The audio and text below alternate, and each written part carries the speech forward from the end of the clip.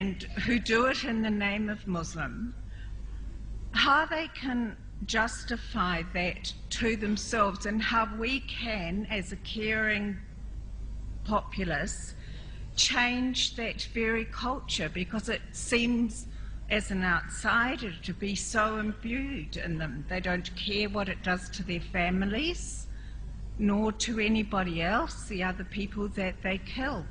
And I think it's a very real problem for the world to try and give that sense of caring back to those disaffected people.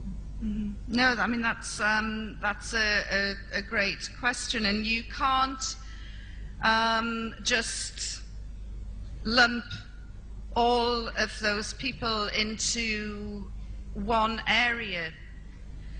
I actually looked into the background of a so-called suicide bomber in Palestine 2 years ago to try, and it was research I was doing for a book, to try and understand what makes a young man want to blow himself up.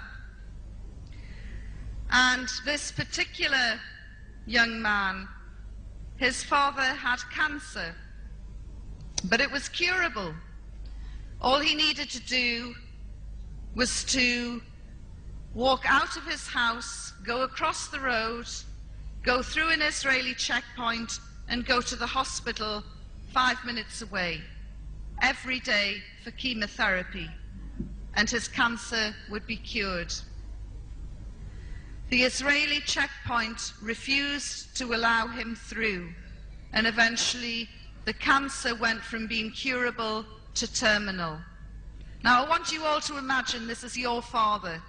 This is your father who's suddenly gone from having curable cancer to terminal cancer. You're watching him die. There is nothing you can do. The soldiers at the Israeli checkpoint are refusing to let him through for treatment. And I actually had some non-Muslim students from Bristol University. I was telling them this tale, and I said, come on, what are you going to do? Your father is dying in front of your eyes. What are you going to do? And one of them said, well, I would write to the UN. And I said, well, that's very nice.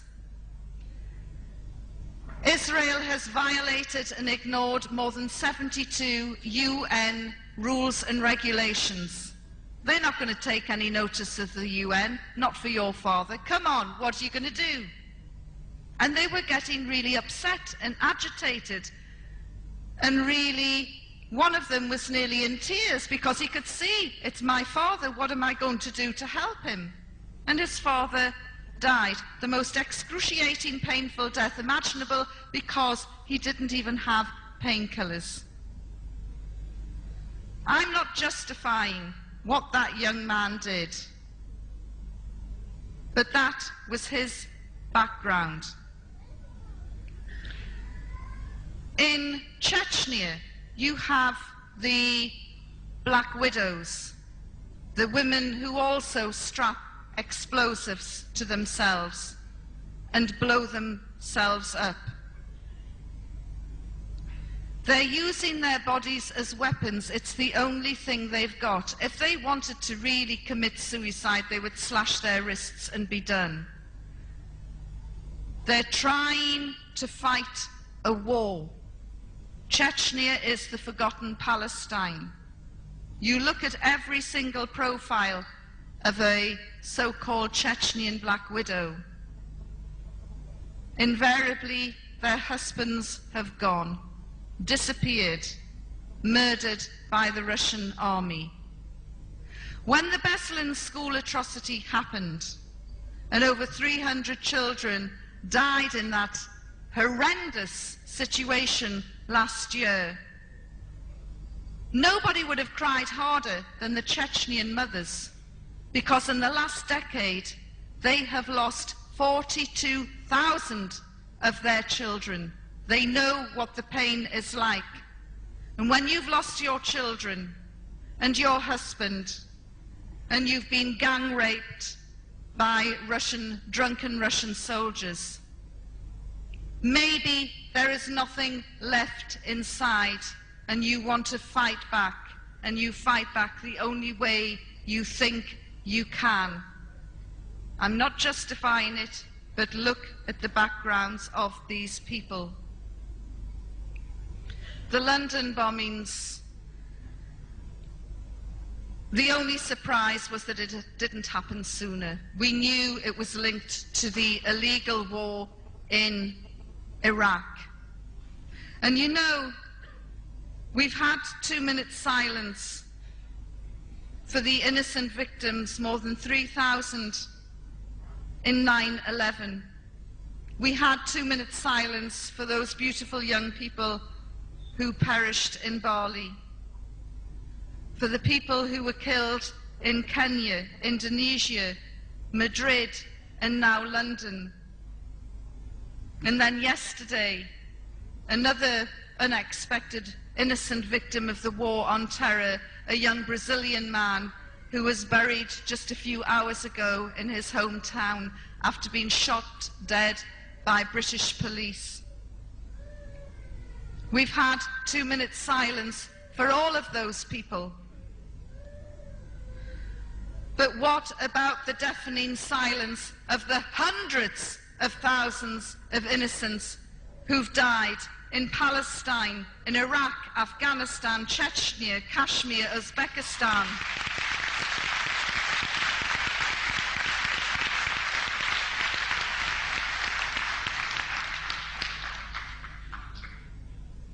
You know, it's when 9/11 happened, one of the things that was played over and over again, I remember, was one of the passengers from the plane who realized she was going to die.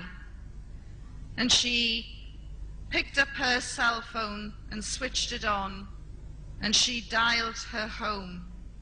Nobody was there, so she left a message on the answer machine. And she left a message of love to her family. It was her final words on this earth, messages of peace and love to her family.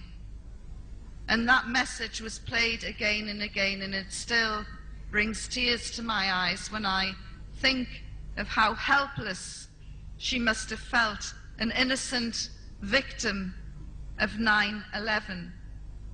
But just because a woman in the Gaza Strip doesn't carry a cell phone in her purse, or a woman in Kabul doesn't have a mobile, or a woman in Basra or Babylon or Baghdad or Chechnya or Kashmir, just because they don't have mobile phones in their purses, it doesn't make their life any less valuable.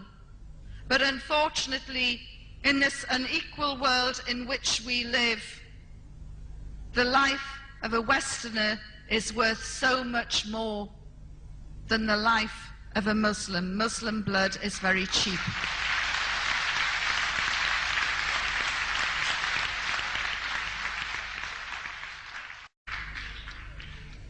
And where there is injustice, resistance is the only answer in any walk of life. Fortunately, in places like New Zealand, our resistance can take place by writing a letter to the newspaper, by phoning a late-night phone-in show, by signing a petition, by marching, by voting in the elections, as long as you vote for the right candidate. Doing something, reacting. It's our duty as human beings, as people who care about justice. And until there is justice in the world for everybody, there is never going to be peace, and that is the reality.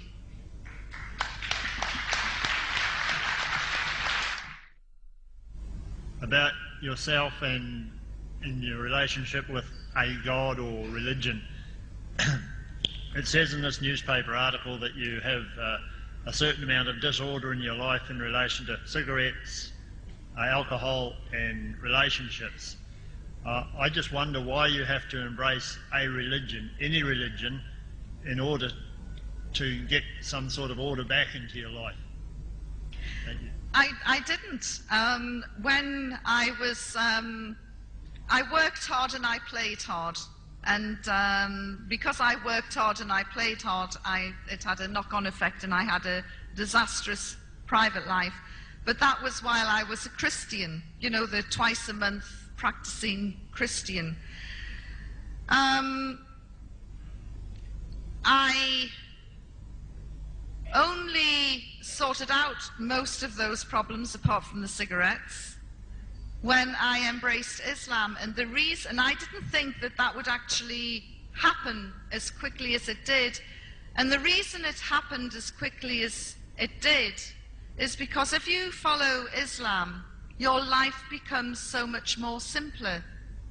All the excesses of Western living just falls away, and you're left with a very wholesome, simple life and a code of ethics, and not unlike the similar codes in Judaism and Christianity. And you, it's just a better code for living. So I swapped one religion for another, but I found the simplicity of Islam simplified my own life. And my friends will tell me that I'm looking happier and healthier and more confident and more fulfilled. And it's quite funny because my girlfriends still refuse to believe that it's Islam. And these liberated, hard-drinking journalist women are saying, we know why you've converted to Islam, it's got to be for a man. And I've said, no, it's not. I've done it for me. And it was one of the best moves that I made.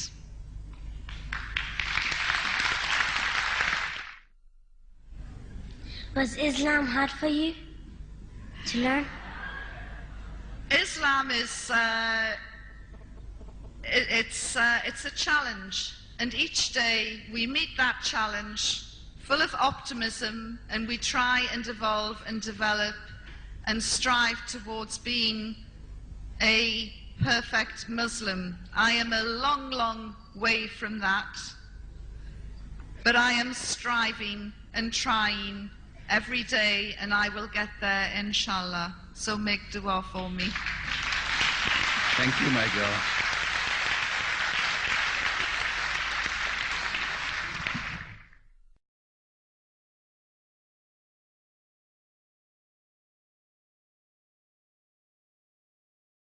They are powerless against us if every single Anglo-Saxon Christian one of us stands together.